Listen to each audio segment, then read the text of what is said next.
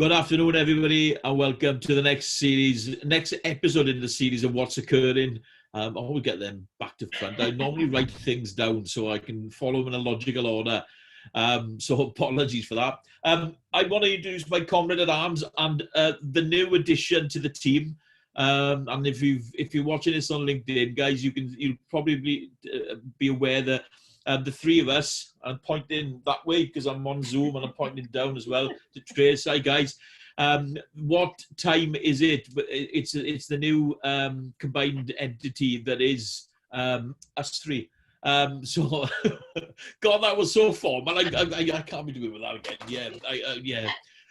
Over to you guys. Introduce yourself. Say hello. I'm calm. It's an afternoon. I just want to go to bed. And I would just say, if there was a strange noise anybody heard then, or if anybody used a strange noise in this recording, I think I've just had about half a dozen birds land on my conservatory roof. How would we know? You're in Malvern, Trace is in Cardiff, and I'm in a little tiny village west of Wales. So how would we know if something's landed on your roof? I just thinking you might have heard a strange sound. So, I didn't want you to think it was me. No, that's me. I'm the strange sound in this equation. Guys, what are we about then? Someone, one of you tell us what we're about. Tell everybody what's the business about? What are we trying to achieve with what we've just done as a new limited company then, actually? And that's official. Me to say this one, guys.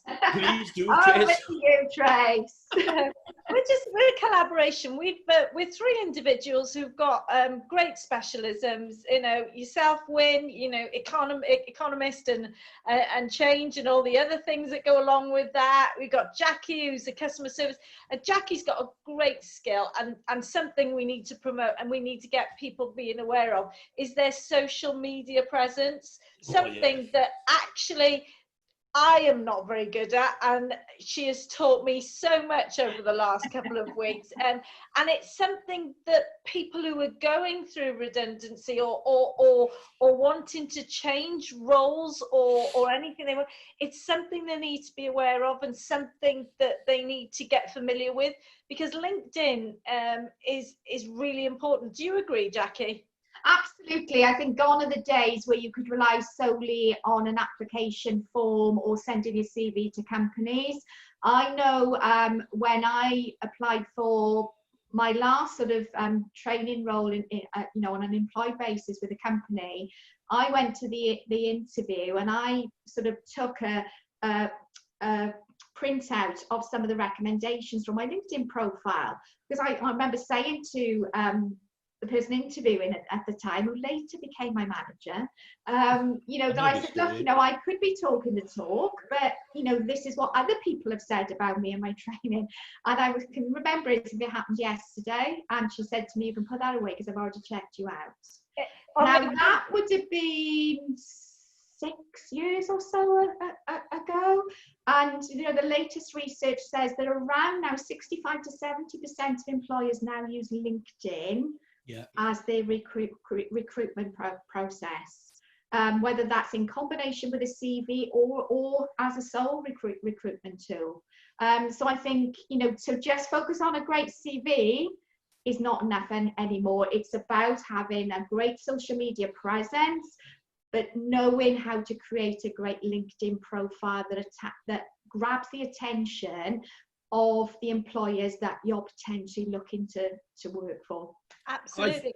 And we've just decided that between the three of us, we've got a great deal to offer. So that's what we're looking to do. We're looking to offer individuals and companies, individuals who are maybe going through redundancy or looking to change, but also companies who are looking to maybe downsize, upsize, whatever they're choosing to do, but looking at a different platform, i.e. us, who can bring our skills and experience together and help people and individuals move forward. Yeah. And I think whatever way they want to, Yeah, and I think that help is what we're all about, isn't it? The three of us giving that help and support, because I'm guessing we've all been at some point in our career made redundant, or decided we needed to change role for whatever reason, and whether that was an enforced change or whether it's something that's done through choice.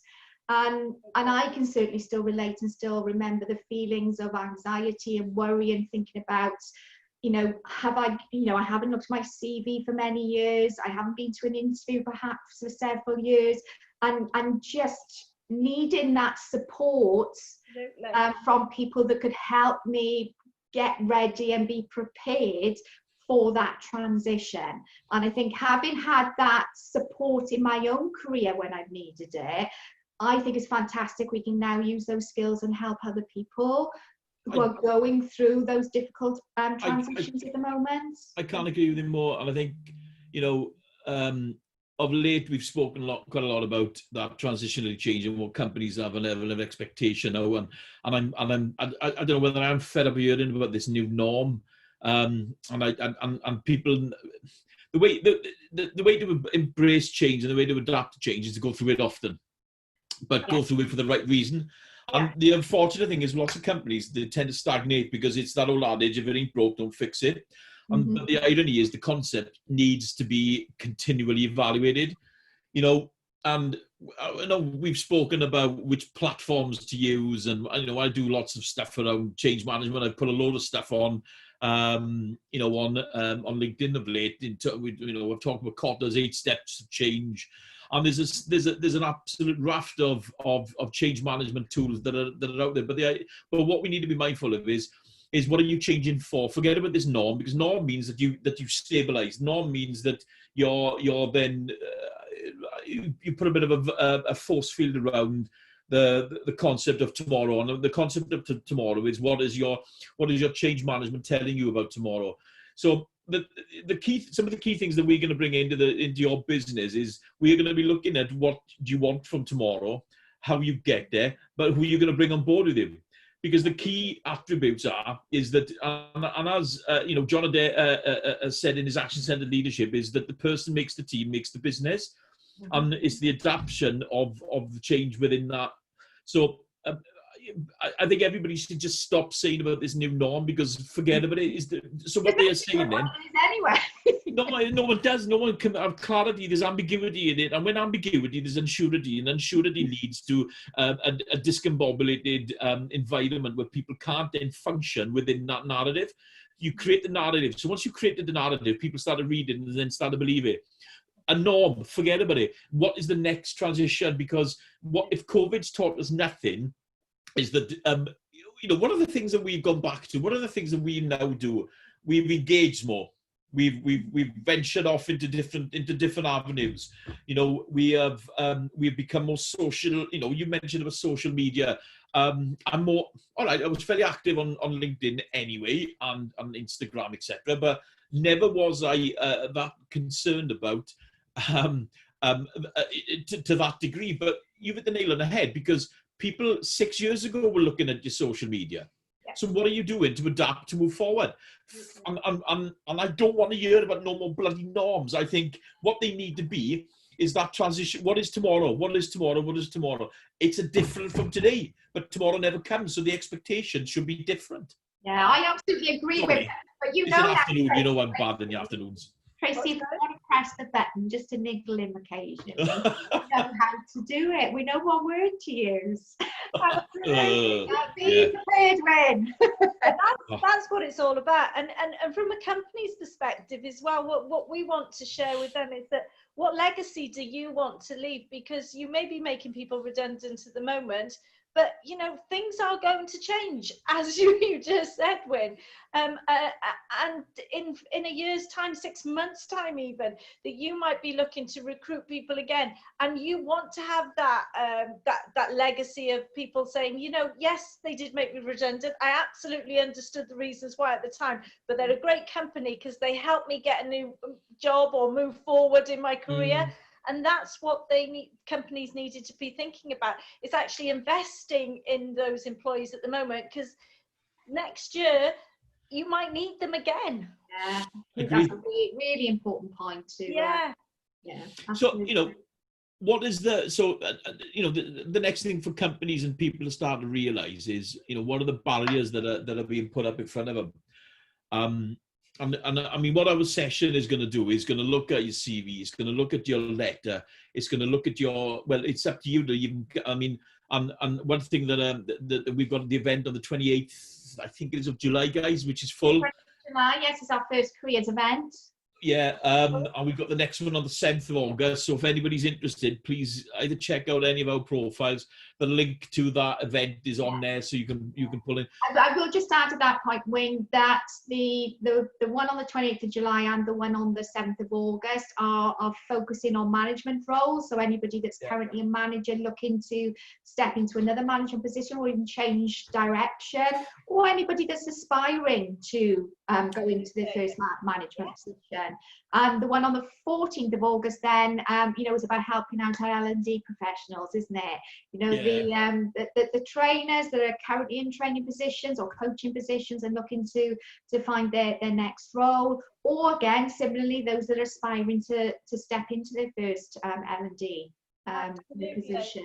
And we will keep adding more events, looking at different types of job roles and for different people as well.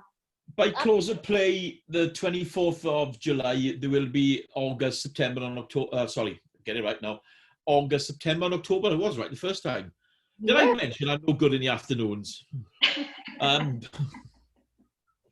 So those dates will be on Eventbrite, and so those will be available via LinkedIn as well. Again, just keep an eye on our thing. One thing, just to mention to the guys on the 28th, they don't know yet, but our guests will have a couple of emails leading up to that with a little bit of homework, so they can come a little bit prepared. Not we're going to give anybody, a training course with pre-course work. Whatever next, it's like, and if anybody does this, I'll be well impressed, because every course, the purpose of it though is so that they get the most and the best value out to the session. They will start to think about some of the topics that we'll be discussing. The social media is a big one for me. That they've gone through it, back in some posts. I've commented on some posts that maybe a company would frown on, and nothing political, nothing religious, nothing, but just my opinion on something.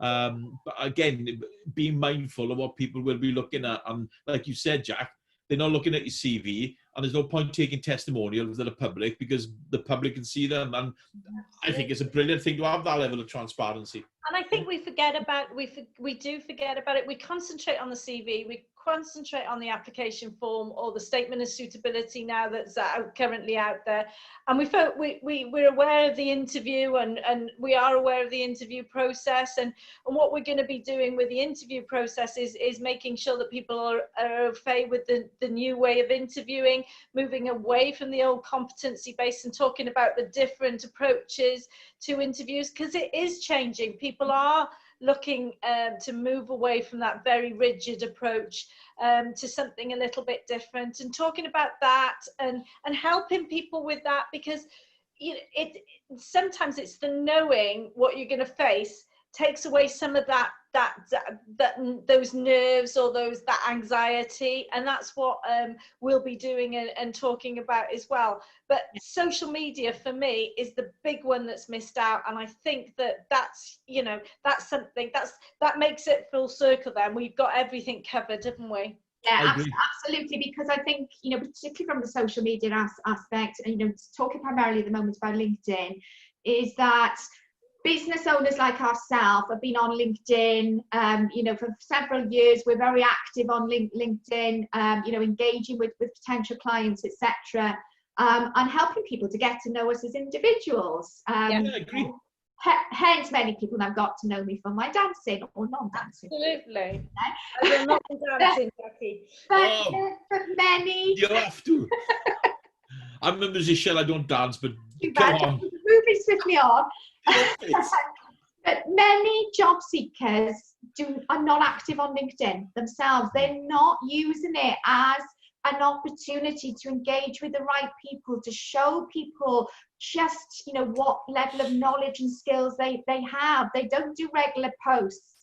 They're not on there interacting with other people's posts, and they're losing out on a fantastic opportunity to get ahead of sadly the growing competition in terms of the number of applicants there's going to be for each role, and that's not going to be reducing any short time scale at all. So No, getting that's right. ahead of the competition by being active on LinkedIn, but knowing the right way to do it. And that's Yeah. certainly what I'm going to share, through this. But I think an important thing that Wyn and I, when we first started discussing this, said what's really important. Yes, we're absolutely, we've got Tracy, fantastic recruitment expert. I'm going to give you some must-have tips when it comes to interviews.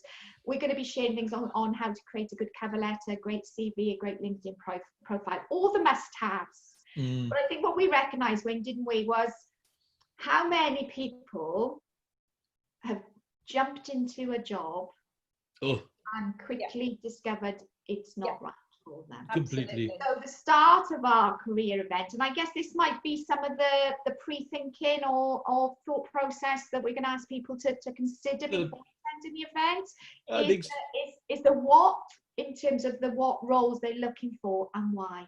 Absolutely. Really getting to the nitty-gritty of why they are applying for those roles. How are they going to ensure that they find the role that's the right fit for them, not just trying to convince the business that they are the right person, but actually is that company, that industry, that job role right for them. And that's what we're going to be focusing on, certainly at the start of the event. It very much is about that, and it's the hierarchy of needs, isn't it? When in a way, I understand that, that's completely agree. We have to put a roof over our heads, and we have to be able to feed. Absolutely. Actually, past that, then you have to be happy in that role. You are in that role for 37, 45, whatever hours a week that will be. And if you are unhappy in that role, it has a negative impact on the way you perform as an individual, but it has a negative impact on you as an individual as well, and what you take home. And I think that's really important. I've seen so many people over the years doing career development workshops and working in different organizations, seeing people, it's a great opportunity, and trying to convince themselves it's a great opportunity, and you're sitting back and saying to them, let's take 5. Is this really that great opportunity? Are you just jumping in based on the fact it's available and being offered to you? And that's sometimes what you need to get across. And I know it's difficult, and I know it's easy for us to say, perhaps sometimes that's not always the best thing to do. You've hit the nail on the head of one of something that I love, Abraham Maslow's hierarchy of needs. And I think to bring on what Jack mentioned earlier in terms of the what and the why, because I'm looking at the agenda of the session. Obviously, we kick off, we go through some of the introductions, and some of the introductions will probably give you a bit of a flavour and a format of what you should be doing afterwards. There will be a prescribed timeline in there, but what you should be doing, and what the irony is, what LinkedIn is, so you're coming prepared, or are you going to go and be reactive with it? It is about a little bit around the networking, so people will get to know you, and if there's anything within that networking, that liaison, that discussions, because you will be put in to breakout rooms. We will create the virtual breakout sessions where you can give a bit of a bio, you'll be on the clock. But bringing in what you mentioned, Trace, about what does Maslow teach us with the hierarchy of needs, is about what is your self-actualization, what is the thing that puts you up there. But there has to be, the roof over their heads. So there's basic and physical needs that we need to overcome. So the top of the tree, the top of the triangle is that self-actualization, which is, are you happy doing what you're doing? And I know I am. I know lots of my work has fallen by the wayside. Lots of contracts and they've been sidelined. They've been moved later on because it is the nature of the beast at the moment. But my self-actualization, am I doing what I love? Yeah. Am I able to? We're very lucky.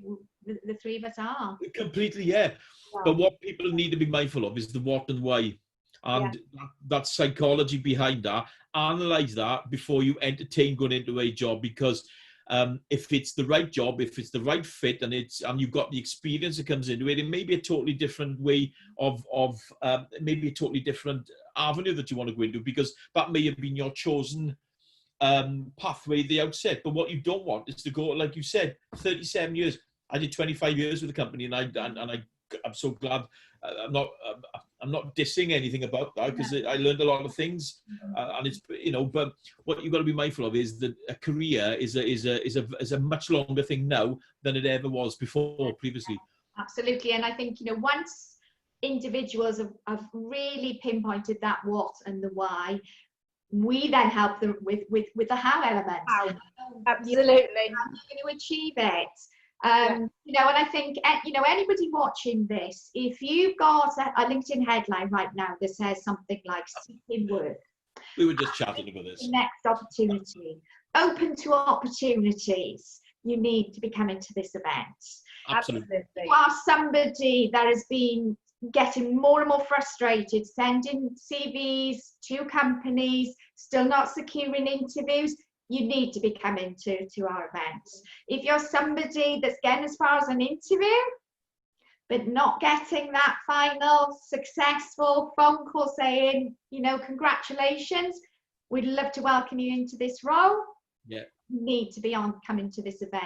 And if you're stuck at the moment and you're not quite sure which direction to go in, again, we can absolutely help you with that. Yeah, it's investing now for your future, and that's what this is all about, isn't it? It's a small investment now, but it could help you long term, and I think that's really important to recognise. The experience we've got between us is phenomenal, in different sectors, from different areas, and we can offer great support. Yeah, absolutely. And I think I know we're sort of, talking about this, we've become, our serious faces have come on. I've got a serious face. I was born it's an important matter. But we're super excited, aren't we? Oh, yeah. Excited. But we're just human beings like you, and as Jackie says, I've been through redundancy situations. I've had many a knockback, like us all. We've all had knockbacks, and in our world, we have knockbacks quite a lot, don't we? Our resilience levels are quite high anyway. So excited about being in a position now where we can actually utilise all the experience, the knowledge, the skills, the industry experience of all the different industries that the three of us have worked in, and being able to help other people to achieve their next career success.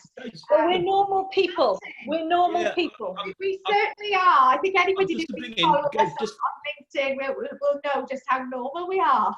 Just to bring in some additional things. I mean, it's our dimensional perspective isn't a one-dimensional perspective, because we've got a vast array of experience. I mean, we are corporate trainers, we are coaches. We've got that experience across the different platforms, from a public to a private sector to I've done work with charitable organisations as well as myself included in that. Yeah, completely. And I think what you have to be mindful of is, and bear in mind, three of us are self-employed, so the resilience experience coming from a work environment into a self-employed environment is, we have a higher level of resilience than lots. I mean, the amount of contracts that we put tenders in for, that we pitch for, that we interview people for. Sometimes we don't want to work with people, but more often than not, it's that how do we get the next contract, and we are continually thinking about tomorrow and coming back to that level of change, because if we don't get what we're after, and what is the purpose of it? So do we analyze it? Yeah, self-employed people, we do analyze it. But if we don't do anything about that, if we don't then embrace that change, and Jack, you and I were chatting about it last week, I think it was.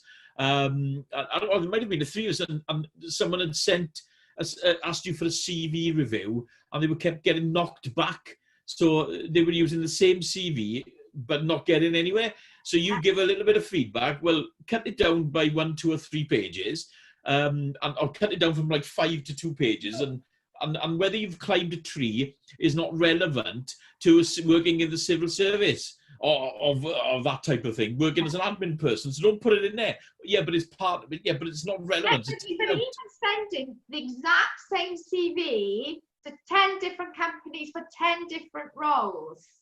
Why would you do that? Common mistake people make. It is, but it's into the foundation CV. They think that's it, job done. Absolutely, and but you see it all the time. You know, I was working with an organisation, and they put a job advert out, and within 10 minutes they had people apply. Do you think they changed Oh, absolutely not.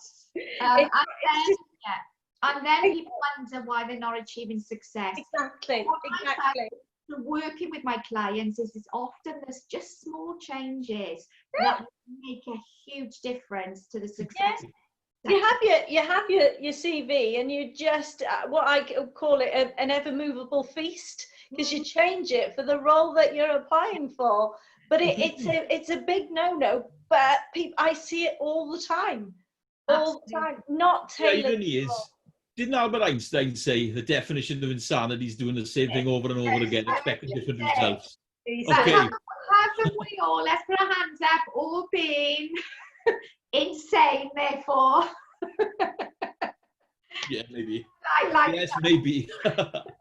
So, guys, so we a bit of a summary then. So, in terms of, we've got the 28th of July. That's booked. God, and if I'm honest, we had a bit of a bet that was going to get booked up. That was booked up within less than 2 days, wasn't it? Yeah, less than 2 days. So we've got a couple of people booked in on the 7th of August, and 14th. I can't remember with the top of my head we're looking, but there's going to be some additional dates now going to be flying around for August, September, and October, which are going to be on Eventbrite, as well as we are exploring other platforms too. And of course, anybody watching this and thinking, right, where do I find this information? You can go to any of our LinkedIn profiles, and you will see posts in there. You can also go to our new hashtag we've created. What time is it? Time.